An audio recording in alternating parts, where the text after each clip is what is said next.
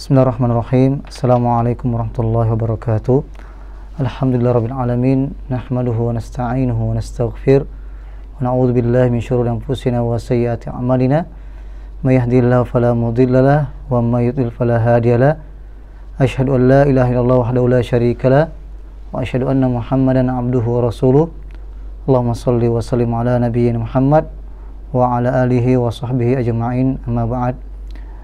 Pemirsa yang dimuliakan Allah Subhanahu wa taala, kita patut bersyukur kepada Allah Subhanahu wa taala karena Allah Subhanahu wa taala masih memberikan kesempatan kepada kita semuanya sehingga kita bisa merasakan hari-hari yang mulia ini, terutama pada hari Arafah ini, ya.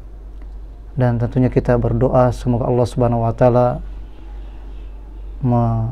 menyampaikan kita pada hari Aid esoknya insya Allah, sehingga bisa berlebaran bersama keluarga kita. Insya Allah pada kesempatan ini kita akan sedikit membacakan poin-poin penting berkenaan dengan panduan Aid dan kurban, karena hal ini tentunya hanya dilaksanakan sekali setahun.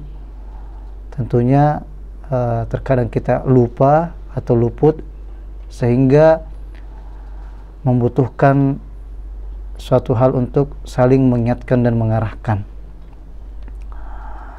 Sebelumnya kami mengingatkan pada hari ini merupakan hari Arafah, di mana para jemaah haji melakukan wukuf di Arafah pada hari ini, dan tentunya kita senantiasa memohon dan mengharap kepada Allah Subhanahu wa taala agar Allah Subhanahu wa taala memberikan kita kesempatan untuk melakukan wukuf di Arafah pada waktu-waktu yang dekat nanti insyaallah, atau bukan tahun ini maka tahun-tahun depannya, karena ini merupakan dambaan setiap umat muslim untuk melaksanakan haji ke Baitullah, dan terlebih khusus melaksanakan wukuf di Arafah, karena itu merupakan hal yang terpenting daripada rukun-rukun haji. Betapa tidak, pada hari Arafah tersebut Nabi SAW bersabda, ya, tidak ada hari yang paling banyak dibebaskan oleh Allah Subhanahu wa taala hambanya dari api neraka melainkan di hari Arafah ini. Ma min yawmin aktsar min ayyutikallahu fihi 'abada minan nar min yaumi Arafah. Tidak ada hari di mana Allah Subhanahu wa taala lebih banyak membebaskan hambanya dari api neraka kecuali pada hari Arafah ini. Wa innahu la yadnu thumma yubahi bihimul malaikah. Ya, Allah Subhanahu wa taala mendekat kepada hambanya, kemudian membangga-banggakan hambanya di depan para malaikatnya dan mengatakan, "Madza arada haula?" Apa yang mereka inginkan? Apa yang mereka inginkan? Ya, ini pertanyaan tentunya tidak membutuhkan jawaban, sebagai bentuk pembanggaan Allah Subhanahu wa taala kepada hamba-hambanya yang betul-betul ya mempergunakan kesempatan hari Arafah ini dengan sebaik-baiknya untuk memohon ampun kepada Allah Subhanahu wa taala dan dibebaskan dari api neraka. Ya. Betapa tidak ini yang kita inginkan. Wa in minkum illa wariduha, setiap kalian akan melewati sirat, itu yang di bawahnya adalah neraka.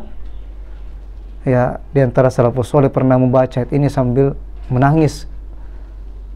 Kemudian ditanyakan kepadanya, "Mengapa engkau menangis?" "Saya membaca ini, ayat ini, wa in minkum illa wariduha, setiap kalian akan melewati sirat yang di bawahnya adalah neraka, dan saya tidak tahu saya akan selamat dari sirat tersebut, selamat dari api neraka tersebut, atau akan terpeleset masuk ke dalam neraka."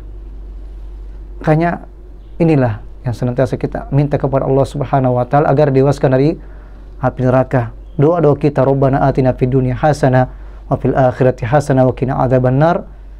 Ya Allah, berikanlah aku kebaikan pada dunia ini dari akhirat dan selamatkan aku dari api neraka. Faman zuhziya 'anil nari wa udkhilal jannata faqad faz. Barang siapa yang diselamatkan dari api neraka dan dimasukkan ke dalam surga, mereka lah orang-orang yang beruntung. Ini yang kita harapkan. Oleh itu kita betul-betul memaksimalkan ya fokus berdoa pada hari ini. Ya walaupun kita tidak termasuk orang yang berhaji, namun sebagian besar ulama mengatakan termasuk insyaallah kita akan mendapatkannya ya keutamaan memperbanyak doa di hari Arafah ini. Olehnya itu diantara sahabat Ibnu Abbas radhiyallahu anhu dan beberapa sahabat yang lainnya ya walaupun tidak melaksanakan haji, beliau berada di masjid ya memperbanyak doa di sana ya sampai terbenamnya matahari ya. Jadi kami ingatkan asar nanti terutama ya, jangan sampai kita disebutkan dengan yang lain, maka fokus untuk berdoa di sana, memohon ampun kepada Allah Subhanahu wa taala dan agar termasuk orang-orang yang dibebaskan dari azab Allah Subhanahu wa taala. Kemudian kita akan masuk pada panduan Eid ya atau Idul Adha secara lebih khusus. Di antara yang paling penting yang kami ingin jelaskan adalah hukum melaksanakan sholat Idul Adha itu sendiri. Ulama kita tentunya berbeda pendapat dalam masalah hukum melaksanakan sholat Idul Adha. Ada yang mengatakan hukumnya sunnah dan ada yang mengatakan ya sunnah muakkadah, maksudnya sunnah yang sangat ditekankan pelaksanaannya. Dan ada yang mengatakan, sebagian mengatakan hukumnya fardu kifayah. Bahkan ada yang mengatakan fardu ain. Ya, terbagi tiga bahkan di sini ya. Ada yang mengatakan sunnah muakkadah, kemudian fardu ain dan fardu kifayah. Ya, di antara dalil yang menyebutkan bahwasanya sampai mewajibkan atau menjadikan fardu ain, karena bahkan orang-orang haid pun dan orang-orang wanita-wanita yang di rumah itu ya dianjurkan untuk keluar ke lapangan kalau dilaksanakan sholat Id di lapangan, tapi tidak sholat, sekedar menghadiri saja, menghadiri ya untuk mendengarkan khutbah nantinya dan untuk memeriahkan hadir di sana. Karena tentunya orang haid itu tidak boleh sholat, apalagi kalau di masjid, tapi kalau di luar tak mengapa. Nah, ini diantara hal atau diantara dalil ulama kita yang dijadikan dasar hukum bahwasanya sholat Id merupakan sesuatu atau menghadiri Id merupakan suatu kewajiban fardu ain. Namun tentunya jumhur ulama mengatakan hukumnya sunnah muakkadah, sunnah yang sangat ditekankan pelaksanaannya. Di antara ini pun berkaitan dengan hukum khutbah itu sendiri, hukum mendengarkan khutbah Id. Ya, kalau hukumnya sunnah muakkadah, pelaksanaan sholat Id, berarti mendengarkan khutbah juga hukumnya sunnah. Iya, beda dengan sholat Jumat tentunya. Sholatnya wajib dan juga tentunya mendengarkan khutbah hukumnya wajib. Nah, kemudian sholat Idul Adha disyaratkan bagi setiap muslim, bagi laki-laki maupun perempuan, merdeka maupun hamba sahaya, dewasa maupun anak-anak, sedang dalam keadaan mukim maupun sedang bepergian. Ya, ini boleh. Kalau kita musafir misalnya, ya tiba-tiba pelaksanaan Id kita singgah sholat sholat Id di sana. Begitu pentingnya untuk melaksanakan Idul Adha ini untuk dimulakan, karena dua Id hanya ada dua Id. Ya, hari raya bagi kaum muslimin, yaitu Idul Adha dan Idul Fitri, yang dimana kita dianjurkan untuk memperingatinya, untuk merayakannya hanya dua hari ini, yaitu di Idul Adha dan Idul Fitri. Selain daripada itu tidak ada anjuran untuk melaksanakan, merayakan dan memperingatinya. Kemudian hukum asal sholat Idul Adha dilaksanakan secara berjamaah di tanah lapang atau masjid besar. Ya, akan tetapi jika ada uzur, maka jumhur ulama membolehkan sholat Id dilaksanakan di rumah, baik secara berjamaah maupun secara personal. Apalagi sebagian daerah ya pemerintahnya melarang untuk melaksanakan sholat Id di tanah lapang atau di masjid, disebabkan karena kondisi pandemi ini atau COVID ini yang masih sangat ya menyebar dan bisa membahayakan ya jiwa manusia. Maka ini pun dibolehkan. Bagi kaum muslimin atau muslimah yang berada di luar wilayah terkendali zona merah dan zona oranye dan tidak mendapatkan izin dari pemerintah daerah setempat, maka pelaksanaan sholat Idul Adha di rumah masing-masing, baik secara personal maupun berjamaah dengan keluarga. Hal ini dilakukan demi menghindari mudarat yang lebih besar dan guna memutus mata rantai penyebaran COVID-19. Terutama daerah yang kita katakan tadi, daerah yang memang sudah ya dikeluarkan oleh pemerintahnya untuk tidak melaksanakan sholat Id di masjid atau di lapangan. Kemudian panduan takbiran Idul Adha. Takbir di bulan Zulhijjah ada dua jenis. Ada dua jenis, takbir mutlak dan takbir muqayyad. Ini sudah kita ketahui bersama pada pembahasan yang lalu. Takbir muqayyad itu dilaksanakan mulai malam 1 Zulhijjah yang telah kita lewati sampai berakhirnya hari tasyrik sebelum terbenamnya matahari pada tanggal 13 Zulhijjah. Kapan saja dan di mana saja kita laksanakan takbir mutlak ini. Takbir yang tidak terikat dengan waktu dan tempat, selama tempat itu tempat yang tidak kotor. Kemudian takbir muqayyad, ya takbir yang terikat dengan waktu ini dilaksanakan mulai ya setelah sholat subuh pada hari Arafah. Subuh tadi ya sudah dimulai untuk melaksanakan takbir muqayyad ini. Ya, setiap selesai melaksanakan sholat 5 waktu, kita dianjurkan memperbanyak takbir muqayyad ini ya sampai ya setelah sholat asar pada tanggal 13 Zulhijjah. Ini batas akhirnya melaksanakan takbir muqayyad. Disunahkan membaca takbiran di rumah dan di tempat-tempat umum sebagai syiar keagamaan. Pelaksanaan takbiran dengan cara jahar, suara keras bagi laki-laki dan sir bagi kaum wanita. Ya, jadi wanita tidak perlu membesarkan suaranya, karena bisa saja suara wanita ini bisa menjadi fitnah bagi laki-laki. Kemudian tidak ada hadis sahih marfu' yang sampai kepada Nabi sallallahu alaihi wasallam yang menegaskan lafaz takbiran yang dicontohkan oleh sahabat yang dicontohkan oleh Nabi sallallahu alaihi wasallam. Akan tetapi ada beberapa lafaz takbiran yang dicontohkan oleh sahabat, diantaranya Ali bin Abi Thalib radhiyallahu anhu dan Abdullah bin Mas'ud radhiyallahu anhu dan yang lainnya.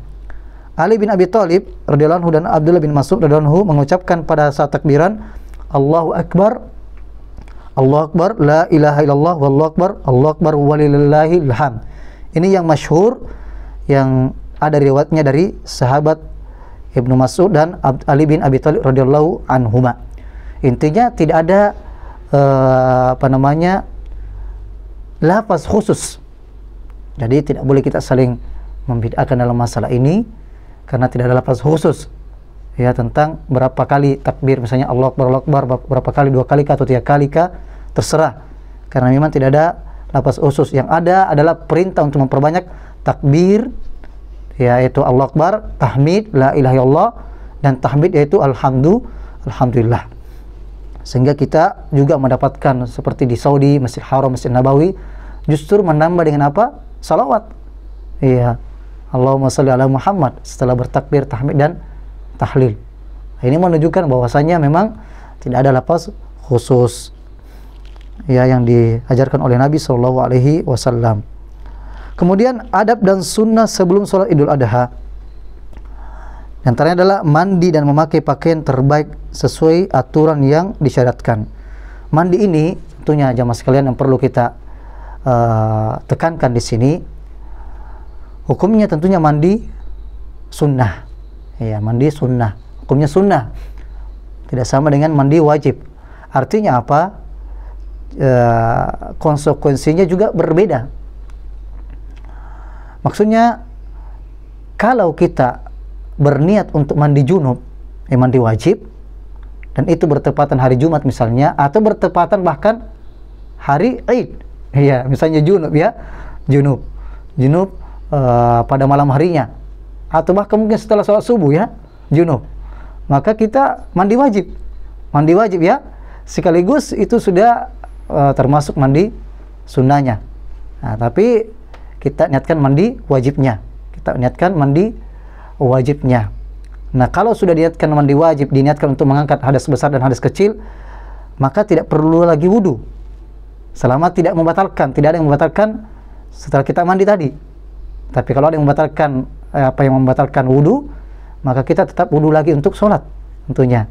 Beda halnya kalau cuma mandi sunnah, bukan mandi wajib ya, tidak junub dan sebagainya misalnya ya, cuma sekedar mandi sunnah, maka tidak cukup dengan sekedar mandi, harus ada wudunya. Nah, itu bedanya, harus ada wudunya ya, beda tadi dengan mandi wajib. Kalau mandi wajib kita sudah niatkan mengangkat hadas besar dan hadas kecil, maka tidak perlu lagi wudu. Kalau memang pada saat mandi sudah tidak ada yang keluar, buang air kecil dan sebagainya, tidak ada yang membatalkan ya. Tapi kalau mandi sunnah ya, bukan mandi wajib, mandi biasa, tapi kita niatkan untuk melaksanakan sholat Idul Adha, mandi sunnah, maka tetap harus ada wudunya, karena tidak mengangkat hadas besar dan hadas kecil ya, secara menyeluruh maksudnya. Taib, ini mungkin yang perlu ditekankan masalah mandi ini. Kemudian memakai pakaian terbaik sesuai aturan yang disyariatkan. Hal ini berlaku baik yang melaksanakan sholat Id di tanah lapang, masjid, ataupun melaksanakan di rumah karena ada uzur. Tetap kita berpakaian yang indah, yang rapi dan sebagainya ya, karena memang hari raya untuk memeriahkan. Tapi sebagai penegasan, peringatan kepada wanita ya, kalau misalnya dipakai keluar pakaiannya dan ada laki-laki yang bukan mahramnya, maka walaupun itu di rumahnya, maka tidak boleh memakai pakaian-pakaian yang mencolok, yang bisa mengundang fitnah, atau memakai parfum, maka dilarang bagi wanita ya, ada larangan khusus bagi wanita. Adapun laki-laki dianjurkan memakai wangi-wangian ketika keluar rumah, apalagi untuk melaksanakan sholat. Kemudian tidak makan sebelum melaksanakan sholat Id, utamanya bagi yang memiliki hewan kurban ya. Jadi kita dianjurkan untuk tidak makan terlebih dahulu sampai kita selesai sholat Id, atau kita memakan hewan kurban kita ya, seperti itu. Tapi kalau misalnya lama, mungkin hari ketiga mungkin baru disembelih kita punya hewan kurban, tidak mungkin kita puasa 3 hari ya, padahal kita harus makan. Justru dilarang kita berpuasa pada hari Id, namun anjurannya usahakan berpuasa dalam artian tidak makan dan minum dulu sampai setelah melaksanakan sholat Id. Bedanya ketika sholat Idul Fitri, kalau Idul Fitri kita berbuka dulu kemudian pergi sholat Id, sebagai pertanda bahwasanya kita sudah melakukan buka puasa, sudah selesai orang berpuasa. Tapi kalau sholat Idul Adha, kebalikannya, kita berpuasa dulu, tidak makan dan minum dulu. Puasa dalam artian sekali lagi hanya sekedar menahan ya, sampai kita selesai melaksanakan sholat Id, barulah kita makan. Ini hukumnya sunnah, tidak sampai wajib. Baik. Kemudian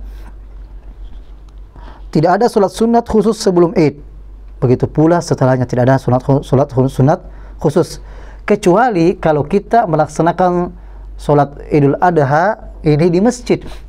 Ada namanya sholat tahiyatul masjid, tapi tidak ada sama sekali kaitannya dengan sholat Id itu, tidak ada sama sekali, karena ya kita hanya melaksanakan sholat tahiyatul masjid karena kita masuk masjidnya, bukan karena sholat Idnya ya. Nah, kalau dilaksanakan di tanah lapang, tentunya tidak ada sholat tahiyatul masjid, tidak tahiyatul lapangan, tidak ada sama sekali ya, tidak ada sama sekali. Kecuali kalau mau melaksanakan sholat duha, silakan, tapi sebaiknya laksanakan sholat duha di rumah ya, karena hal sholat sunat seperti itu sebenarnya yang perlu hanya dilaksanakan sendiri, sebaiknya tidak dilihat oleh orang ya, kalau bisa. Tapi kalau khawatir terlupa, silahkan. Intinya tidak ada sholat sunat sebelum sholat Id dan tidak ada pun setelahnya. Dan juga tidak ada azan dan iqamah. Tidak ada azan dan iqamah. tanpa menyerukan as-salatul jami'ah, salatu jami'ah. Beda halnya ketika salat khusuf atau salat gerhana, itu ada seruan untuk mengatakan salatu jami'ah. Ya, ada seruan dari muazzin. Tapi salat Id tidak ada. Kemudian membaca takbiratul ihram, membaca takbiratul ihram. Tapi tentunya sebelumnya kita berniat ya, berniat melaksanakan salat Idul Adha 2 rakaat menjadi makmum misalnya. Itu dalam hati, ya, dalam hati. Dan ini ya minimal niat kita ini sebelum kita takbir. Karena niat itu sebelum kita ya melaksanakan sholat. Ya, sebelum kita takbir kita berniat. Ya, tidak usah diucapkan.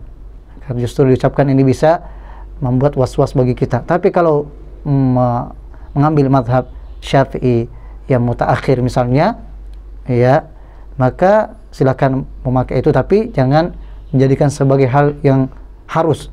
Justru kalau melapaskan dengan lisan tapi tidak diniatkan dalam hati, justru tidak dianggap. Lebih dalam hati saya, itu cukup. Ya, itu cukup. Kemudian setelah takbiratul ihram, ya takbiratul ihram itu artinya takbir yang mengharamkan. Ihram artinya ahrama yuhrimu, ihram mengharamkan apa yang jadi halal sebelumnya. Sebelumnya kita halal makan, halal minum, halal berbicara. Tapi ketika kita sudah mengatakan Allahu Akbar, maka ihram mengharamkan makan, mengharamkan minum, dan mengharamkan berbicara. Itu namanya takbir pengharaman. Ya, disinilah dimulai untuk ya bahwasanya kita sudah mulai sholat. Artinya apa? Tidak boleh melaksanakan hal-hal yang di luar dari sholat, gerakan-gerakan di luar dari sholat. Dan kemudian takbiratul ihram ini harus dilakukan dalam keadaan berdiri. Dalam keadaan berdiri. Ya, kalau misalnya ada yang masbuk misalnya, ya mendapatkan rukuknya imam, ya maka jangan langsung ruku. Jadi harus takbiratul ihram dalam keadaan berdiri. Allahu Akbar berdiri, kemudian takbir lagi untuk ruku atau sujud. Begitu dengan salat-salat yang lainnya. Jadi takbiratul ihram harus dalam keadaan berdiri diucapkan. Apa artinya takbir? Mengucapkan Allahu Akbar. Adapun mengangkat tangan itu hukumnya sunnah. Yang harus adalah pengucapan Allahu Akbar. Kalau tidak angkat tangan mengucapkan Allahu Akbar itu sudah cukup. Tapi tentunya kita tidak mendapatkan pahala sunnah mengangkat tangan. Iya. Ya, sekali lagi harus diucapkan dengan lisan, tidak boleh dalam hati. Tidak boleh dalam hati. Harus ada suara minimal kita yang mendengarkan sendiri. Allahu Akbar. Jangan diam. Iya. Semua bacaan-bacaan salat itu harus diucapkan oleh lisan kita sendiri. Iya, minimal memperdengarkan dalam diri kita. Ya. Jangan diam. Iya, begitu pula dengan bacaan-bacaan yang lainnya, Al-Fatihah nanti dan sebagainya. Ya, kemudian setelah takbiratul ihram kita membaca doa iftitah. Setelah membaca doa iftitah, membaca takbir tambahan sebanyak 7 kali. Jadi beda atau tidak termasuk doa iftitahnya takbiratul ihramnya tadi. Karena kita tadi takbiratul ihram dulu, kemudian membaca doa iftitah, kemudian ditambah 7 takbir. Ya, 7 kali takbir pada rakaat pertama dan sebanyak 5 kali pada rakaat kedua setelah takbir perpindahan. Setelah takbir perpindahan. Adapun apa yang kita baca di antara takbir yang 7 tadi itu, maka disebutkan tidak ada hadis sahih yang sampai kepada Nabi SAW yang menyebutkan doa atau bacaan khusus di sela-sela takbir tambahan tersebut, baik pada rakaat pertama maupun rakaat kedua. Dengan demikian sebagian ulama mengatakan cukup diam setelah bertakbir, ya. Dan tidak ada bacaan tertentu. Ya, kalau jumlah takbirnya tidak usah kita hitung, cukup imam saja. Ya, kita ikuti saja imam. Akan tetapi sebagian ulama menganjurkan membaca tahmid, puji-pujian kepada Allah dan salawat serta doa sebagaimana athar yang disebutkan dari sahabat Abdullah bin Mas'ud radhiyallahu anhu. Syekhul Islam Ibnu Taimiyah rahimahullah mencontohkan bacanya berdasarkan athar Ibnu Mas'ud radhiyallahu anhu. Jadi ada bacaan yang diriwayatkan dari Ibnu Mas'ud radhiyallahu anhu, tapi bacaan khusus dari Nabi SAW tidak ada. Tapi dari sahabat ada yang dicontohkan. Iya. Ini menunjukkan jamaah sekalian, tentunya apa yang dilakukan sahabat bukanlah perkara-perkara yang bid'ah. bukanlah perkara-perkara yang bid'ah, karena masih ya mereka adalah sahabat Nabi SAW yang lebih paham tentang syariat ini. Di antaranya yang diriwayatkan dari Ibnu Mas'ud, subhanallah walhamdulillah wala ilaha illallah wallahu akbar, Allahumma sholli ala Muhammad wa ala ali Muhammad, Allahumma firli warhamni. Atau subhanallah walhamdulillah wala ilaha illallah Allahu akbar. Ini ada dua riwayat. Iya. Kalau dari Ibnu Mas'ud tadi sebagaimana ada tambahan salawatnya. Kalau Imam An-Nawawi mengatakan, Imam Nawawi mencontohkan bacaan diamalkan oleh jumhur mazhab Syafi'i, subhanallah walhamdulillah wala ilaha illallah Allahu akbar. Ya, sekali lagi dari sinilah kita ketahui bahwasanya tidak ada lafaz khusus. Tapi kalau tidak mau baca juga tidak mengapa. Ya, karena memang tidak ada riwayat khusus dari Nabi sallallahu alaihi wasallam. Setelah takbir yang 7 tadi itu, kita membaca suratul Fatihah. A'udzubillahi minasyaitonirrajim. Bismillahirrahmanirrahim. Membaca surat Al-Fatihah. Kemudian setelah membaca surat Al-Fatihah, kita disunahkan membaca surat Al-A'la pada rakaat yang pertama, dan pada rakaat kedua membaca surat Al-Ghasyiyah. Ya, atau membaca surat Qaf pada rakaat pertama dan surat Al-Qamar pada rakaat yang kedua. Namun dibolehkan dengan bacaan apa saja yang mudah dengan syarat tetap menjaga khusyuk dan tumakninah. Kemudian ya, bagi yang berada di zona hijau terkendali dan melaksanakan sholat secara berjamaah di masjid atau tanah lapang dengan menjaga protokol kesehatan, maka disunahkan membaca khutbah singkat setelah pelaksanaan sholat. Jadi hukum khutbah juga hukumnya sunnah. Khutbah Id dilaksanakan sebanyak 2 kali dengan diantarai oleh duduk singkat sebagaimana khutbah Jumat. Tapi kalau ada yang melaksanakan satu kali khutbah saja, tidak diantar dengan duduk, maka ini juga diantara pendapat para ulama kita.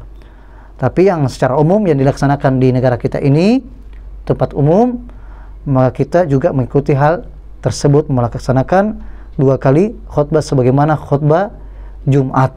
Bedanya saja khutbah Jumat dilaksanakan sebelum sholat, adapun khutbah Idul Adha dan Idul Fitri dilaksanakan setelah sholat.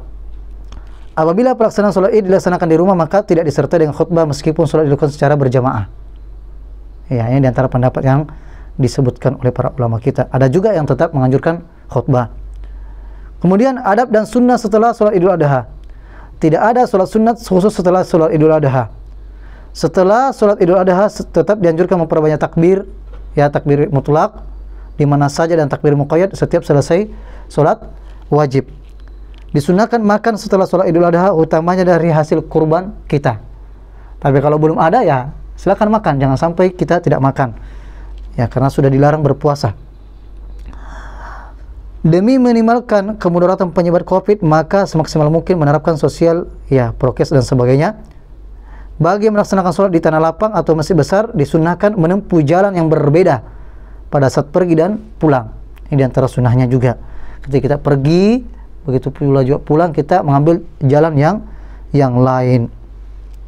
Dianjurkan saling mendoakan dengan membaca taqabbalallahu minna wa minkum dan ucapan selamat dan tahniah lainnya, baik secara langsung atau komunikasi telepon atau saling bersapa di media sosial, terutama yang jauh ya, maka silakan saling bersapa.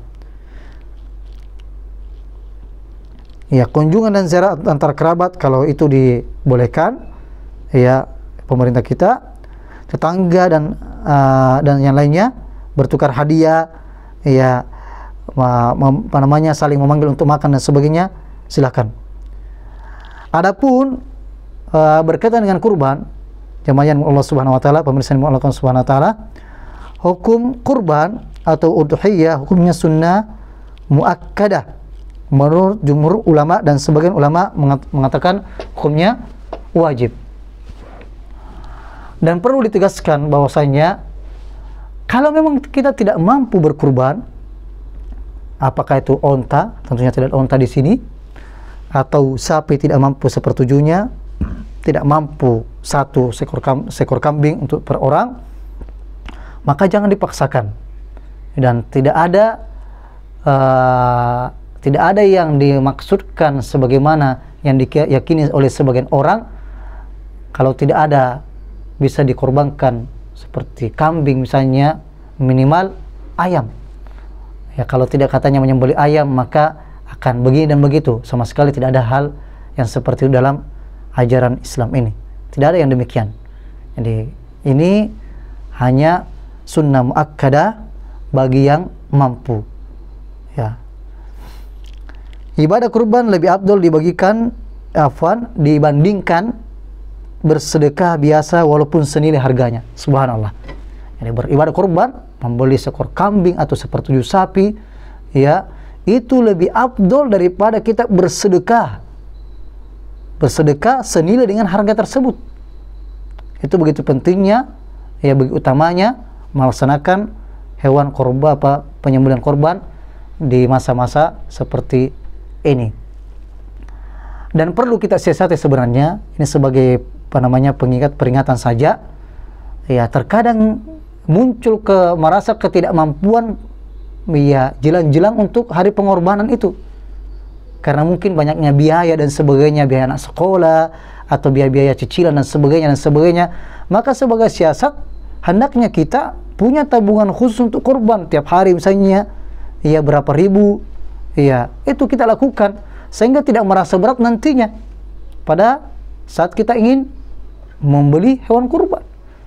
Memang merasa berat kalau pada saat harinya kita mau beli, berat itu tiba-tiba dengan berbagai macam, ya, biaya-biaya yang harus kita bayar. Coba kalau kita punya tabungan khusus kurban setiap hari, misalnya 10.000 kah, 5.000 kah, sehingga insya Allah Allah akan sampaikan.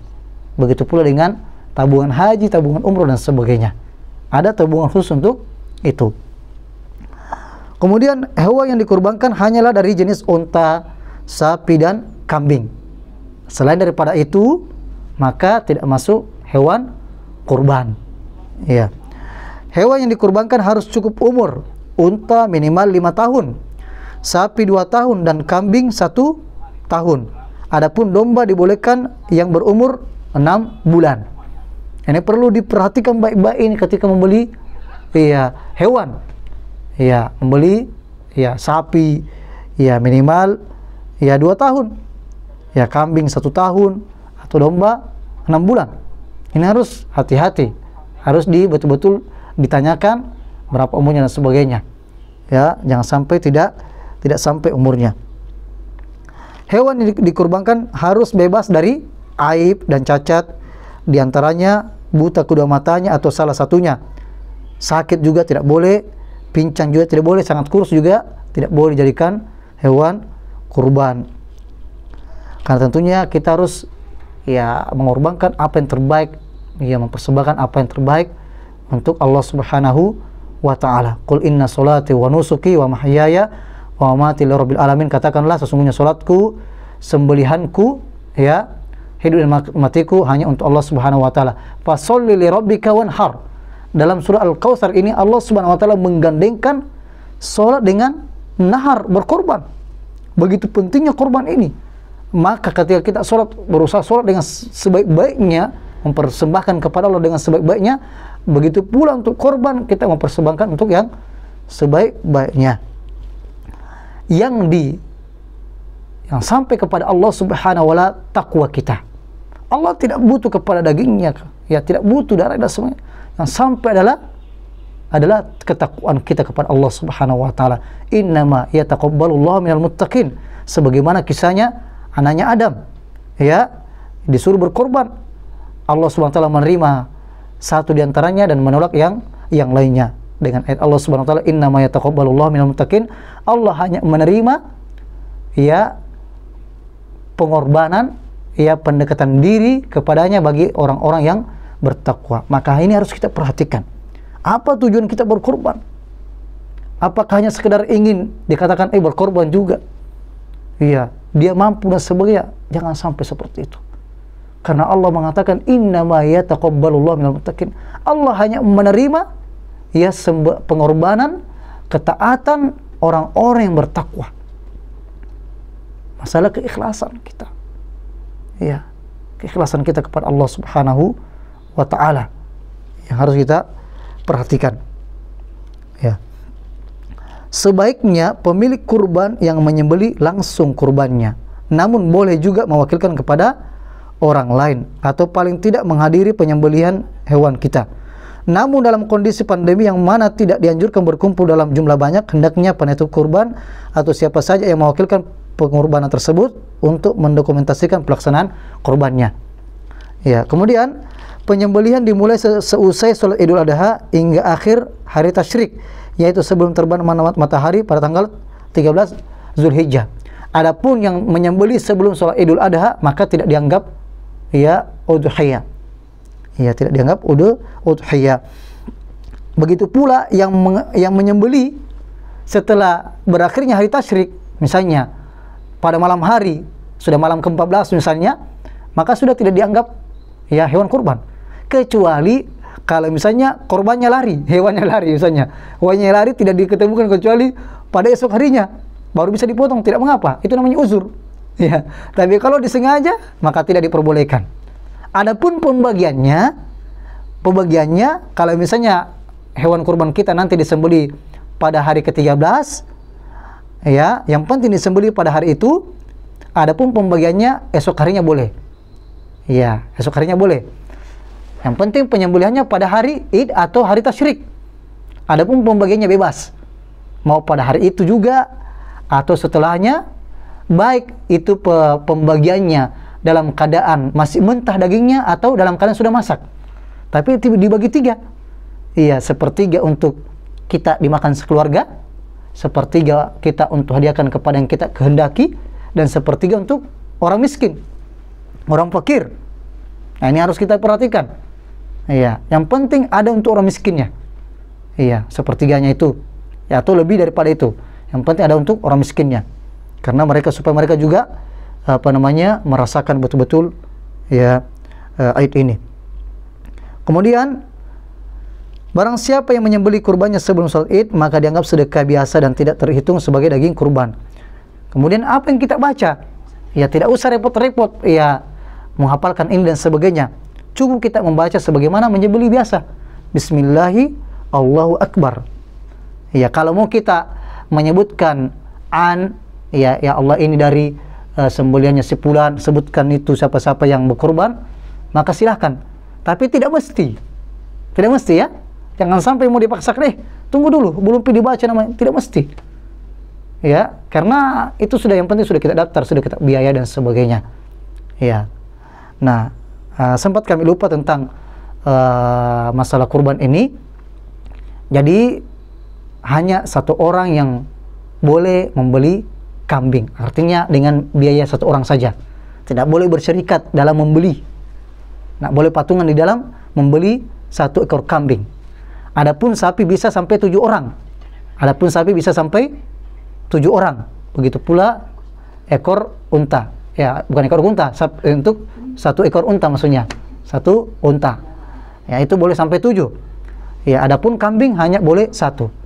Tapi niat tidak terbatas. Niatnya tidak terbatas. Ya, niatnya tidak terbatas. Misalnya satu kambing ya, yang membeli kambing tersebut dengan uangnya sendiri, kemudian dia berniat untuk satu keluarganya, terutama yang dia nafkahi, baik yang masih hidup ya, atau mungkin bisa niatkan untuk yang sudah meninggal juga. Jadi caranya ya tidak usah dikhususkan untuk orang mati. Iya, untuk terlepas dari khilaf ulama kita. Caranya bagaimana? Kita daftar untuk satu ekor kambing atau 1/7 sapi, kemudian setelah itu kita niatkan untuk sekeluarga kita. Nah, itu bagus. Iya, jangan untuk satu orang saja. Iya. Begitu pula di antara penjelasan para ulama kita, kalau ya berkurban adalah kepala keluarga, misalnya seorang suami, maka suami ini kalau mau keluarganya juga mendapatkan pahalanya, maka dia harus niatkan juga. Harus dia niatkan juga. Tapi kalau kapan-kapan dia tidak niatkan, maka hanya dia yang mendapatkan pahalanya. Karena ini hukumnya sunnah kifayah. Artinya kalau dia sudah ada yang mewakili, maka cukup. Tapi masalah pahala bagi orang yang melakukannya. Kecuali kalau di tasyrik, diikutkan niatnya untuk pahalanya. Jadi perlu dibedakan antara niat pahala dengan patungan di dalam membeli. Iya, patungan dalam membeli satu ekor kambing hanya boleh satu orang yang membeli. Ya, hanya boleh satu orang yang membeli. Misalnya dalam satu keluarga yang ingin patungan untuk ibunya untuk beli kambing, boleh caranya bagaimana? Kita kumpul-kumpul uang, anak-anak ini kumpul-kumpul uang, kemudian dihadiahkan uang ini kepada ibunya, ibu yang beli kambingnya. Ya, boleh seperti itu. Ya, boleh seperti itu. Tapi sekali lagi tidak boleh satu kambing lebih daripada beberapa orang yang mendaftar. Begitu pula sepertujuh sapi, boleh satu keluarga, satu kepala keluarga meniatkan untuk semuanya, tapi yang mendaftar cuma satu. Ini maksudnya. Kemudian disunahkan untuk membagi udhiyah daging kurban menjadi 3 bagian sebagaimana kita jelaskan. Buat yang berkurban beserta keluarganya sepertiga, disedekahkan kepada fakir sepertiga, dan dihadiahkan. Hendaknya menyembelih dengan cara terbaik dan tidak menyiksa hewan sembelihan, diantaranya dengan menajamkan pisau sembelihan. Jangan menajamkan pisau di dekat hewan sembelihan. Ya, harus jauh. Ya, jangan juga memotong, menyembelih hewan yang dimana teman-temannya lihat. Ya, kalau bisa ditutup matanya supaya dia tidak seakan-akan melihat tersiksa temannya dan sebagainya. Ini tidak boleh. Sebagian ulama mengatakan menjelaskan demikian.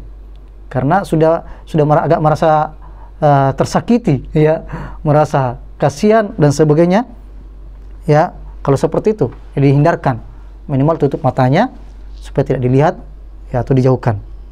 Ya, dibolehkan menyimpan daging kurban kecuali di musim paceklik atau di tempat yang sangat membutuhkan, maka tidak boleh menyimpan daging kurban lebih dari 3 hari. Ya, ini maksudnya asalnya boleh menyimpan daging kurban kita sampai lebih daripada 3 hari, boleh di freezer dan sebagainya. Yang penting sudah ada yang dibagi-bagi. Namun kalau kita berada di tempat orang sangat membutuhkan daging tersebut dan masih ada yang belum mendapatkan, maka jangan disimpan, bagi. Iya, tapi kalau sudah banyak mencukupi, silakan bisa disimpan sebagian. Bagi yang akan berkurban, maka sejak masuknya awal Zulhijjah dilarang untuk mencukur rambut dan memotong kuku. Larangan ini khusus bagi pemilik kurban dan tidak berlaku bagi keluarganya. Ini sering ada pertanyaan, ya. Jadi kalau kepala keluarga yang mendaftar, ya, atau suami mendaftar misalnya, maka suami saja yang menahan dari potong kuku atau potong rambut. Keluarga tidak jadi masalah. Ya, keluarga tidak jadi masalah. Ya, ini keluarga tidak jadi masalah.